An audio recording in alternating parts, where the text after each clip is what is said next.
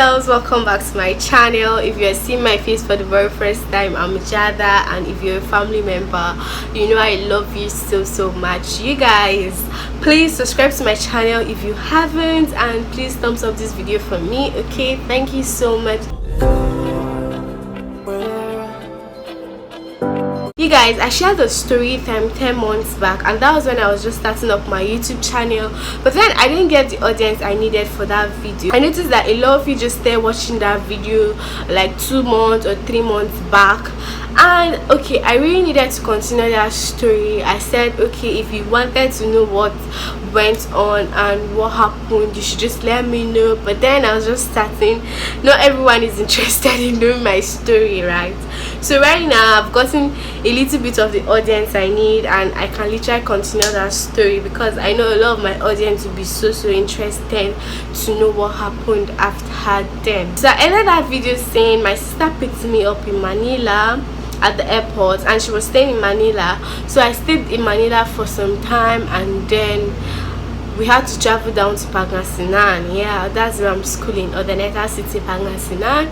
So we traveled and we came to Pangasinan, and she stayed with me for like 2 days so we could just buy stuff that I needed and all that. So she stayed with me and she left. So you guys, why I'm sharing this story today is just because of the owner of my apartment. That Filipino man was so nice and helpful to me. You guys, he was so awesome. Like, I don't know what words to use to describe him. Every time when I think about my journey so far in the Philippines, I just know that okay, that man was of great help to me, because I'm sure if I had not met someone like him, I don't know what would have happened to me by now. So when we got to his apartment, I was the first foreigner to stay in his apartment. I was the first, and that man was so excited. I know that right now when you go to some apartments, you get apartments, a lot of people say, oh, you're a black person, no, we're not going to give you, we're not going to do this and do that. But that man was so nice. I think till this point he's really nice to the foreigners that stay in his apartment, because I stayed there for like 6 months and then I moved out. When we got there, my sister helped me. We bought a lot of stores, and then she had to go back to Manila. So I was left alone in Urdaneta city. I didn't have any friend, I didn't know anyone, I was just alone. So because I didn't have any friend and I didn't know anyone, I was so lonely. And you know, I had just gotten to the Philippines, and I was still homesick. I was still missing home. Okay, the time difference between Philippines and Nigeria is a whole 7 hours. Philippines is higher than Nigeria with 7 hours. So I was still used to the timing and everything in Nigeria. So I found it hard to sleep when it's night in the Philippines because it's afternoon in Nigeria, and a whole lot of things, you guys. Okay, first off, I couldn't eat because okay, I came with some Nigerian food stuff and then I could cook, but then I didn't have any appetite. You know, when you're missing home and then you're alone, it's really something else. Okay, so this is where the owner of my apartment came into place. That man will always come, because I was the first foreigner in his apartment. He was so nice to me. He would always call me beautiful Jada. So he would always come and say, beautiful Jada, do you need anything? Or he was just willing to help. Okay, as at then I didn't have a gas stove, because I got this gas stove that I don't know, you need to buy the gas, and then when you use that gas, it doesn't even last more than 2 days or so. I didn't get the main gas cylinder. The first day I tried cooking, and you guys, I just used it and then it was finished. I went to him and I was like, oh, my gas is finished and stuff. He was so nice to me. He told me, anytime you want to cook, before you can get your own gas, just come into my apartment and cook. You're always welcome. You guys, that man was so nice. That was even when I was willing to cook. And when I first got there, like the first 2 weeks, I couldn't eat anything. I had no appetite. I don't want to say this on camera, but I was literally crying. Like I was literally crying like every day, every single day.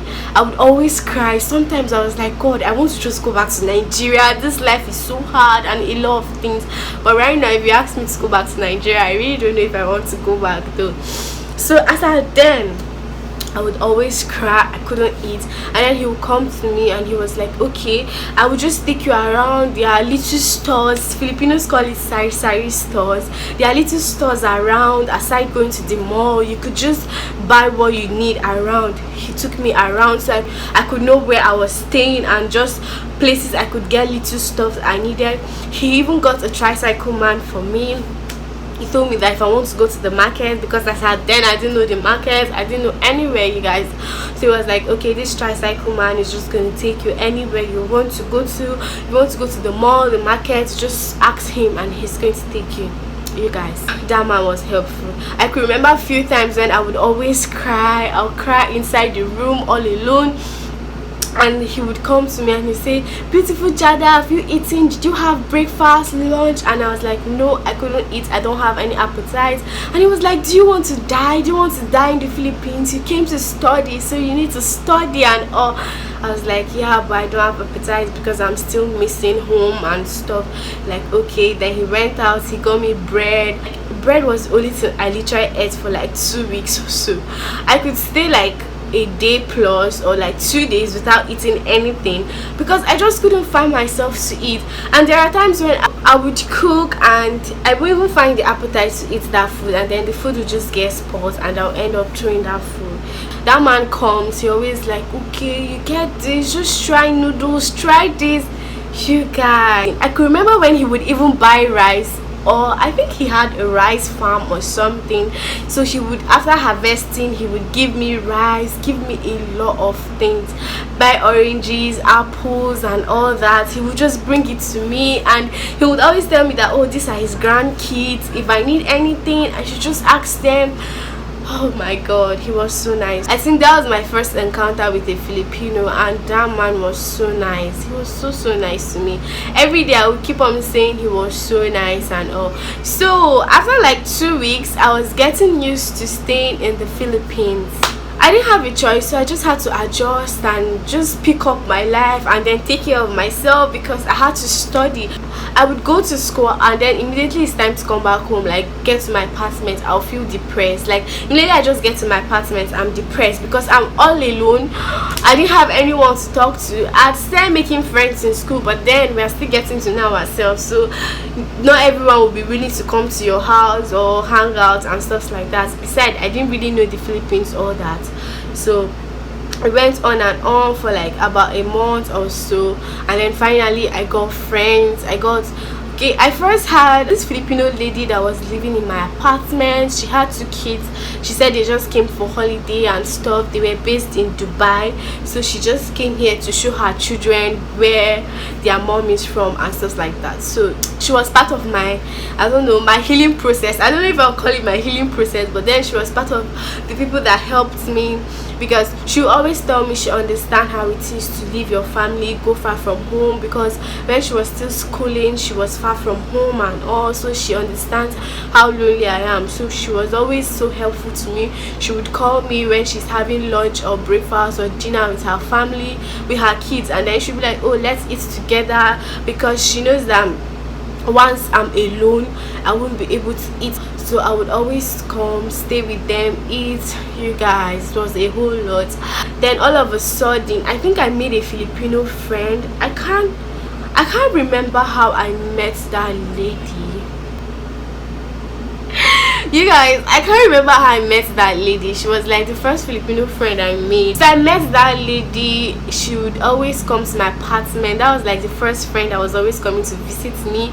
So she would come to my apartment and then we would go out. She took me to the beach and all that. I met her friends, her boyfriend. That was when life started to kick in and life was just getting interesting. And then gradually I made friends in school. I started making friends outside school. I was meeting a lot of people. I had a lot of people I could talk to and all that. You guys, it was really not easy. I would say it's not easy being away from your family. You're just going to be so lonely, so bored and all that. But then I have that Filipino man to be grateful to. So the time came when I had to move out of his apartment because it was a little bit far from school. I would pay like 50 pesos or 70 pesos to school, going and coming back. That's over like 140, and for a student that's pretty much expensive.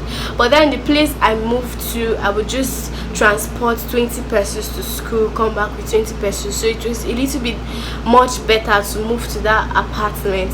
So I had to move apartment. He kept saying, please call me, visit me, and all that.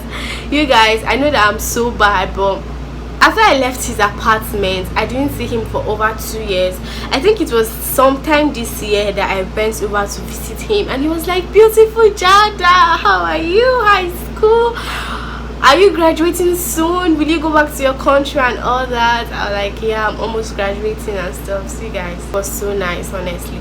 Anyways, you guys, so I just like to share this story, how my moving to Urdaneta city was, and it's a whole lot. Honestly, it's a whole lot being away from your family. But anyways, I'm used to it right now, and I don't get bored anymore. So if you enjoyed this story time, please just let me know if you want more story times like this about my life in the Philippines. Just leave your recommendations, any video you want to see on my channel, and I'll really try to film it for you guys.